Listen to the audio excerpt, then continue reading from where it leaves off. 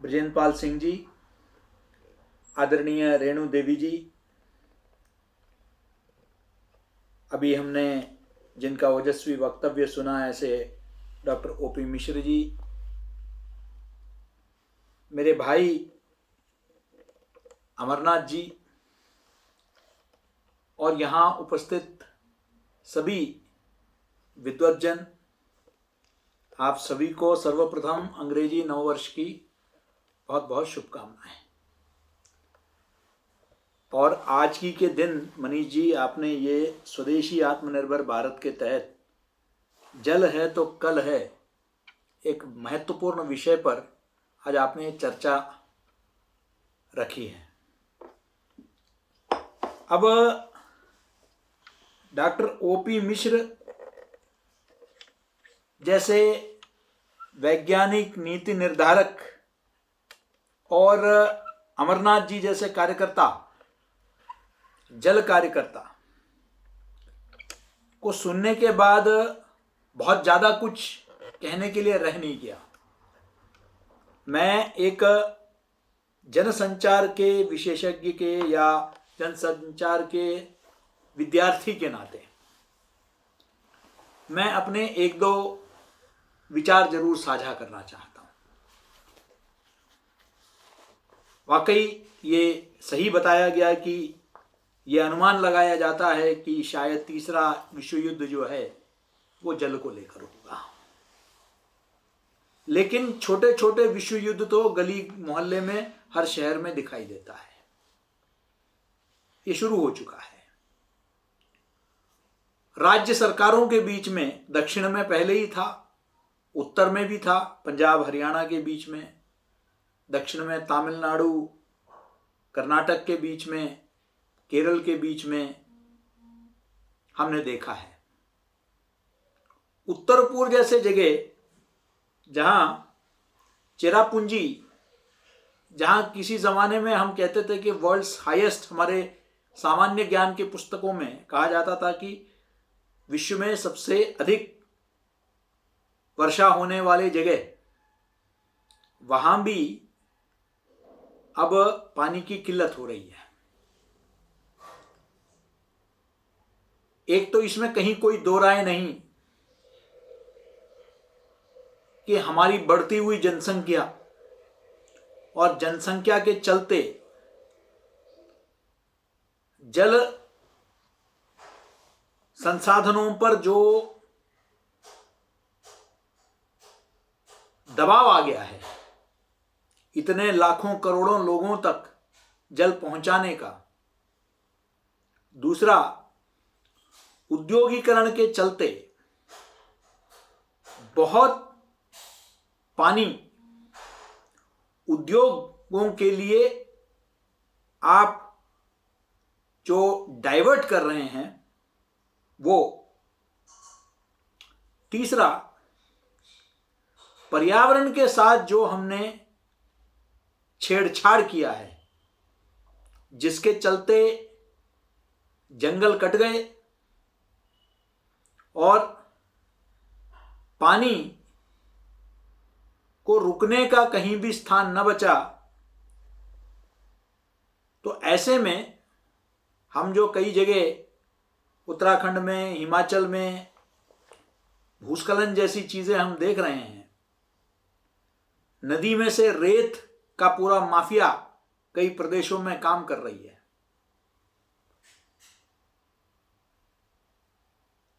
ऐसे हजार उदाहरण हैं कि किस तरीके से हम जल के महत्व को ना समझकर हम उसे दुरुपयोग ही नहीं, उसको बर्बाद भी कर रहे हैं।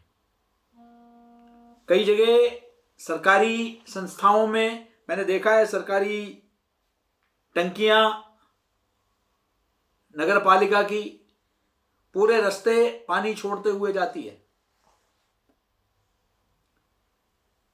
विदर्भ में, मराठवाड़ा में पूरा टैंकर माफिया चलती है और उसमें कई राजनेताओं का भी पालन पोषण हो रहा है।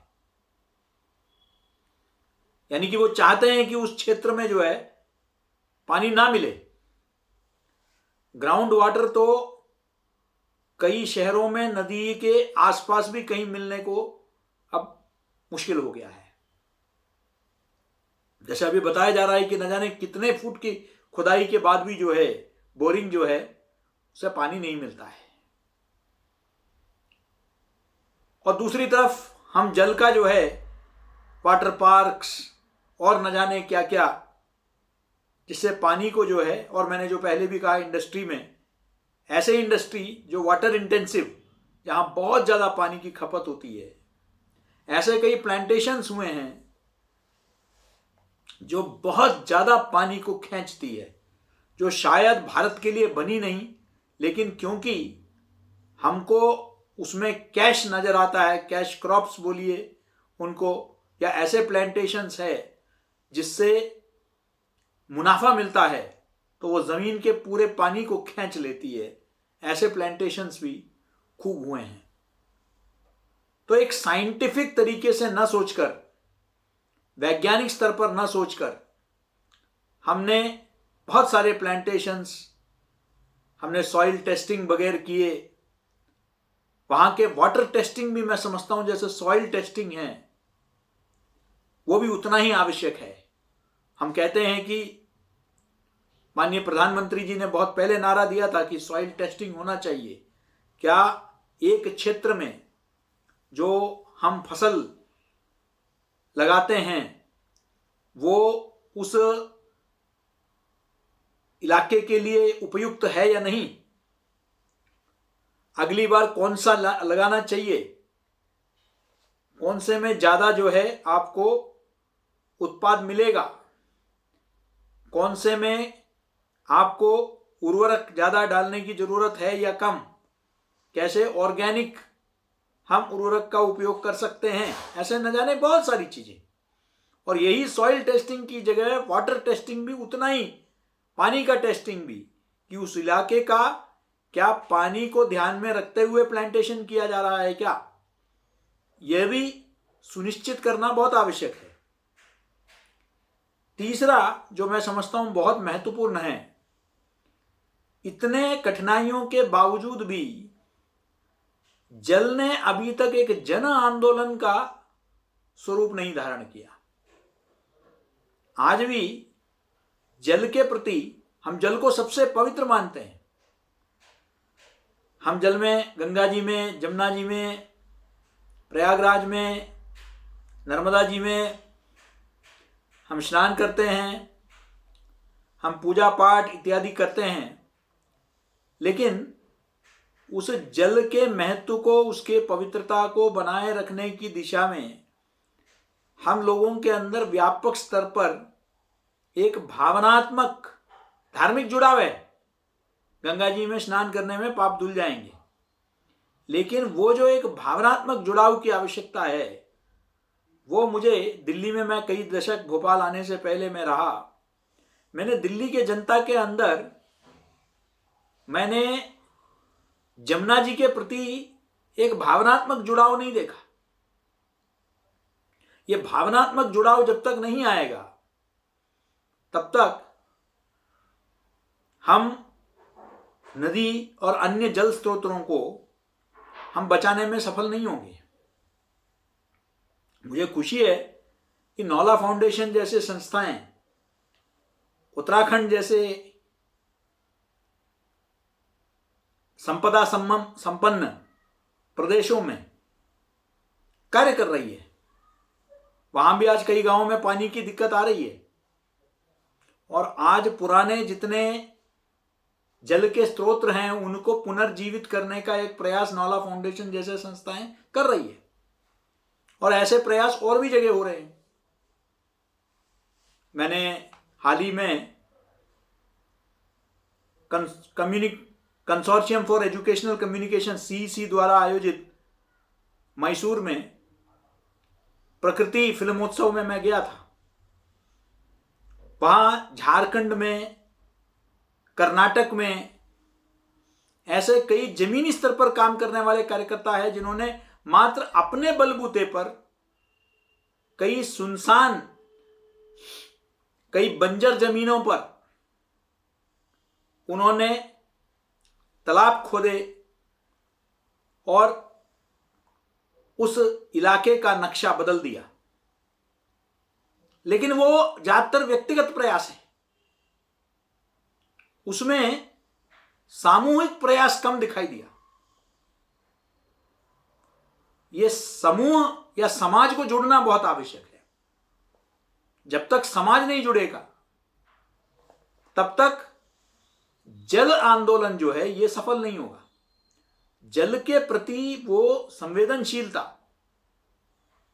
कभी कभी मैं देखता हूं कोई रोज, अगर आप दिल्ली में आप सरिता विहार की तरफ नोएडा होते हुए जाएंगे तो पानी में ऐसे लगता है कि कई लीटर सर्फ डाल दिए हो, ऐसा झागदार पानी आपको दिखाई देता है। बदबू भी आती है, लेकिन सब एक उदासीन से हो गए हैं। सालों से यही देख रहे हैं। कई हजार करोड़ रुपए वहां पानी में उसको सुधारने के लिए कुछ इधर उधर कुछ प्रयास हुए हैं। साबरमती वाटर फ्रंट अहमदाबाद में हुआ है, लखनऊ में गोमती वाटर फ्रंट है, दिल्ली में हम सालों से सुन रहे हैं मुख्यमंत्री जी की ओर से कि हम दिल्ली में भी वाटर फ्रंट बनाएंगे। लेकिन जमुना जी बिल्कुल एक नाले का रूप धारण ले चुकी है दिल्ली में। ये जो उदासीनता ये तब तक रहेगी जब तक जनता अपने जनता का एजेंडा नहीं बनाएगी। इसको राजनीतिक दलों को मजबूर नहीं करेगी कि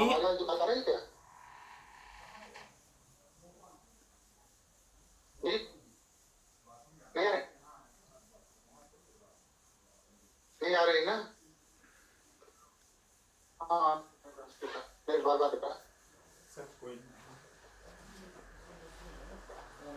जब तक राजनीतिक दलों को जब तक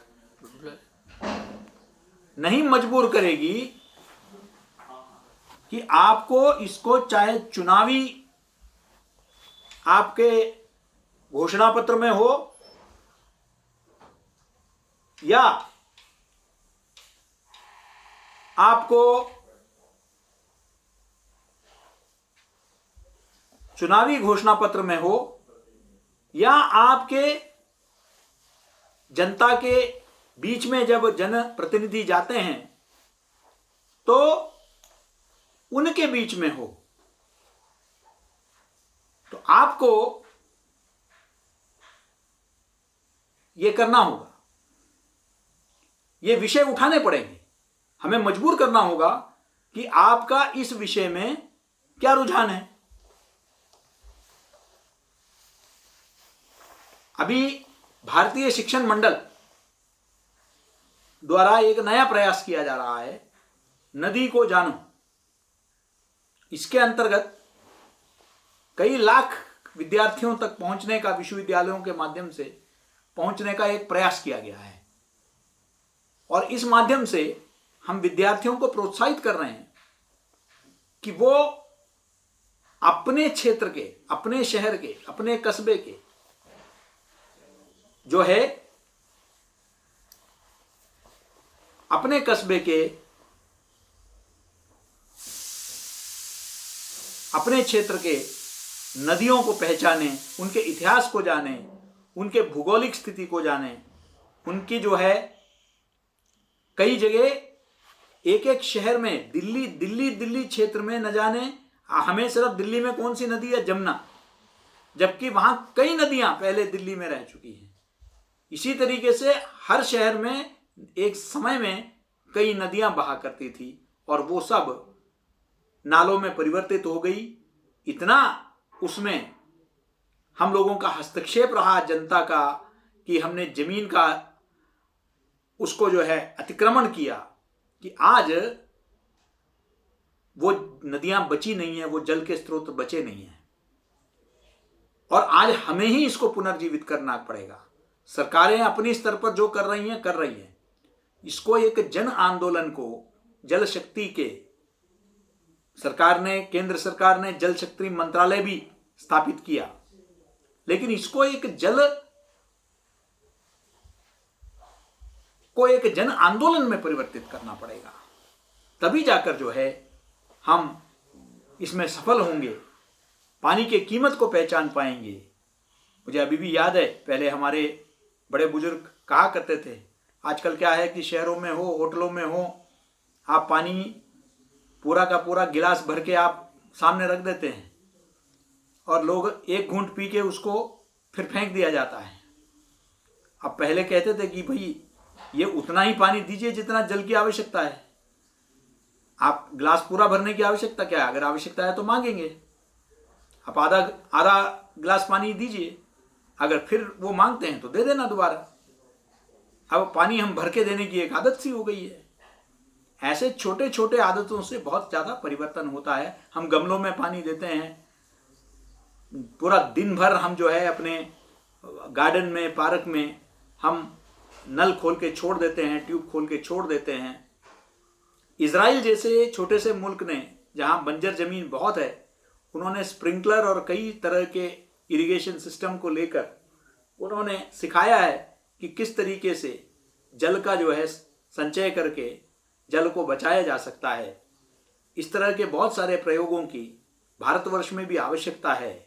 इसलिए जल को लेकर एक जल जागरूकता अभियान की आवश्यकता है कि ये जल जागरूकता जो है ये हमारे जनता के बीच में, कि जल के महत्व को समझने के लिए, वरना वो दिन दूर नहीं हमारे आने वाले पीढ़ियों के लिए, जहां आज हम जैसे कहते हैं कि 100 रुपये लीटर या 100 रुपये से ऊपर जो है आज पेट्रोल और डीजल को देना पड़ता है। ईश्वर ना करे कि ऐसा दिन भी हमारे सामने आए जहां इतनी ही कीमत पानी के लिए भी देना पड़े।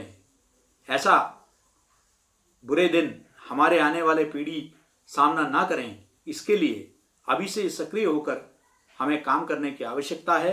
जल जागरूकता को विद्यालय के शिक्षा के पाठ्यक्रम में सम्मिलित करने की आवश्यकता है और जल जागरूकता अभियान जिला स्तर से, ग्रामीण स्तर से, शहर बस्ती में होना चाहिए और इसको एक जन आंदोलन का रूप लेना होगा। तभी जाकर हम इस दिशा में कारगर कदम उठा पाएंगे। मैं फिलहाल अपने वाणी को विराम देना चाहता हूं और आपको धन्यवाद देना चाहता हूं कि आपने, आयोजकों ने, मनीष जी ने मुझे भी इस अवसर पर दो शब्द, दो बात अपने रखने का आपने मुझे समय दिया। धन्यवाद। नमस्कार।